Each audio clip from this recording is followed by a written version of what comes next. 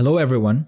In this video, I will show you how to restore WhatsApp messages on iPhone. Open your WhatsApp, then select Settings. Click on Chat. After that, click on Chat Backup. Now select Chat Backup Now. You can see also set your backup plan. Click on Auto Backup. Here you can set your chat backup plans. After that, go back. Here you can see Include Video option. You can also include your videos in your chat backup.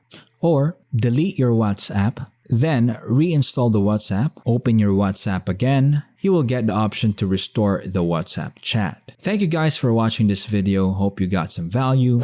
Make sure to like the video and subscribe to the channel to get notified for new videos. See you in the next one.